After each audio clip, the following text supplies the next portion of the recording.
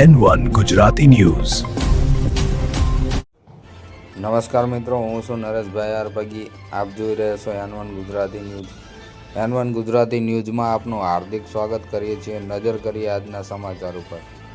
દાહોદ મોટી બાંડી બાર ખાતે સરપંચ શ્રી મુન્નાભાઈ લંબાની આગેવાનીમાં હોળી ધૂળેટી પર્વ નિમિત્તે પરંપરાગત ગેરનો મેળો ભરાયો.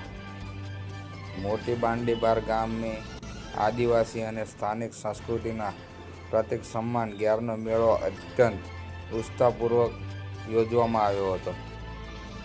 સરપંચ શ્રી મુન્નાભાઈ લંબાની સીધી દેખરેખ હેઠળ આ મેળાનું સુંદર આયોજન કરવામાં આવ્યું હતું, જેમાં મોટી સંખ્યામાં ચાંગી પીરોણીઓ, ઢોલ, નગારા, તાશા સાથે નાચગાન કરતા ખેલૈયાઓ ઉમટી પડ્યા હતા. આ પ્રસંગે ગામના સરપંચશ્રી અને પ્રથમ નાગરિક એવા મુન્નાભાઈ લંબાના એ પણ થાળી અને ઢોલ વગાડીને પરંપરાગત રીતે હોળી ધૂળેટી પર્વની ઉજવણી કરી હતી. યોજાયેલા લોકમેળાને લઈને લોકોએ આનંદ મજા માણી હતી. તાલુકા અને જિલ્લાના સૌ નાગરિકો હોળી ધૂળેટીના પાવન પર્વની શુભકામનાઓ પાઠવી હતી.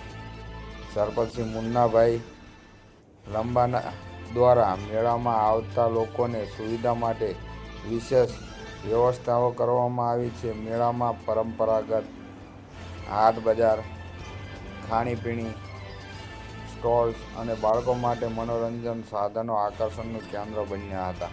આ પ્રસંગે સાંસ્કૃતિક કાર્યક્રમનું પણ આયોજન કરવામાં આવ્યું છે, જે લોકો સાંસ્કૃતિક ઉજાગર કરશે.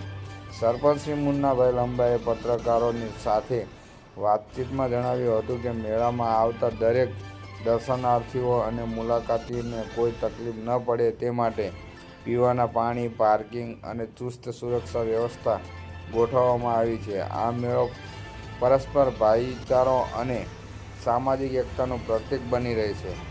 સ્થાનિક અગ્રણીઓ અને લંબાના સમાજના કાર્યકરો પણ આ મેળાને સફળ બનાવવા માટે ભારે જહેમત ઉઠાવી રહ્યા છે.